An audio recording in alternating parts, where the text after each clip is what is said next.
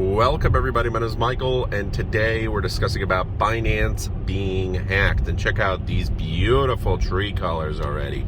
Wow, August is the best time of the year, and then winter, second best time of the year with the holidays.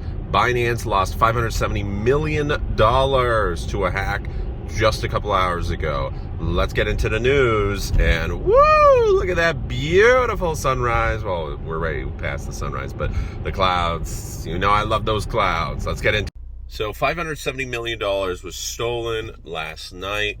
Code is never bug free, that's what was stated, and now the community is trying to figure out what to do. What's the best next steps? Binance Smart Chain lost $570 million. Should they put up a 10% reward, $57 million for catching whoever the hackers are, a bounty essentially? And should they freeze the funds? But if they do freeze the funds, it's not completely consequence free.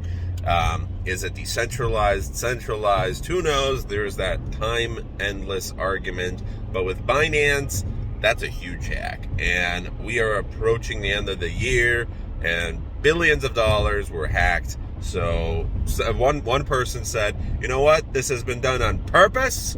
It's collecting funds for the New World Order. Yeah, for sure. I'm sure that's the one. Guys, this can happen to any company. However, every single smart company will learn from their mistakes. And there has to have been some mistakes made for such a large amount of funds to suddenly disappear. And where should we start looking? So the Binance hack was everywhere on the news, and looks like they got anywhere from $100 to $110 million. An exploit on a cross-chain bridge BSC token hub resulted in extra BNB. We have asked all validators to temporarily suspend BSC. The issue is contained now. Your funds are safe. We apologize for the inconvenience and will provide further updates accordingly. And people, of course, are freaked out that, hey, in 2021, Binance said there would never be a rollback. But now, technically, this would be a rollback because there's a small amount of validators, only 21 in number. Technically, it can go up to 26, but 21 active at the time, chosen by a committee of 11 validators. Binance reached out to them. They were able to freeze the funds, and only $100 million was taken out compared to the $570 million hack. So $569 million was minted, 2 million BNB was minted through a cross-chain hack. So it's not like it was stolen from BSC, but it's very different. So this money came and went into Venus protocol, and it was from a leveraged message verification vulnerability. In summary, there was a bug in the way that Binance Bridge verified proofs, which could have allowed attackers to forge arbitrary messages. Fortunately, the attacker here only forged 2 messages, but the damage could have been far worse. And now the BSC bridge hack now ranks 3rd in a list of 11 cross-chain bridge hacks that have lost a cumulative $2 billion since July 2021.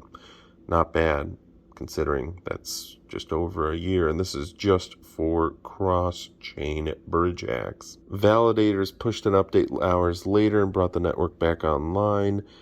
Unlike Bitcoin and Ethereum, which both feature thousands and even tens of thousands of network participants, BNB Chain strategically decided for a more centralized structure.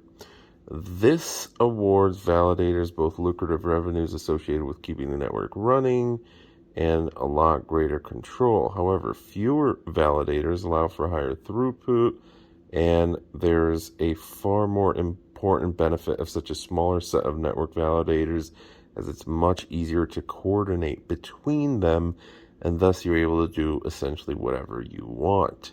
So one person, Zach Cole, said it's kind of sketchy. I mean, halting a change should require a huge amount of coordination between disparate validators, and ideally, for the sake of censorship prevention, you don't really know who the validators are. Well, that's not really happening in this case. They were able to freeze the funds before they were able to be sold fully, and what's interesting is that the funds were mainly traded away into other tokens. So they got around $53 million in Ethereum-based tokens at the very end of the day. A small percentage of what they initially got, less than 10%, and now they need to launder it as well. So through tumblers, maybe such as Tornado Cash, you're not going to come out with that much.